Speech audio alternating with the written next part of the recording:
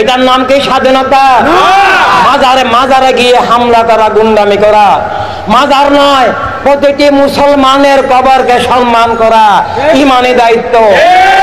কোন মুসলমানের কবরের উপরে দাঁড়াতে প্রেনবী নিষেধ করেছেন, কোন মুসলমানের কবরকে অবমাননা করতে প্রেনবী নিষেধ করেছে।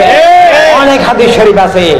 এভাবে আজকে ওলিদের মাজারে গিয়ে কবরের উপরে পা তুলে আঘাত করছে।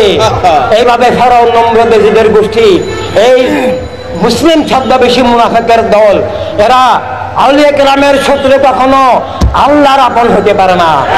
আল্লাহর আপন হওয়ার পূর্ব শর্ত আউলিয়া কেরামের প্রতি শ্রদ্ধা।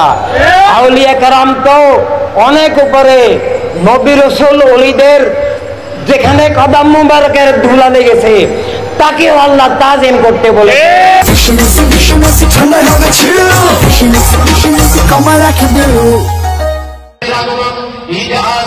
সর্বকল্যাণের মূলের আগমন, ঈদ আজম ইমানের আগমন, ঈদ আজম দ্বীনের আগমন কর্তৃক আয়োজিত আজকের ফেনী মিজান ময়দানে ঈদ আজম মহাসমাবেশে এসেছেন।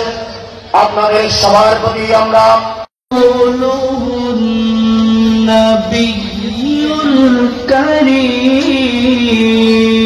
ঐতিহাসিক মহাসমাবেশের প্রধান মেহমান হিসেবে কল্যাণ ভিত্তিক সর্বজনীন মানবিক রাষ্ট্র ব্যবস্থা আগমন, আগমন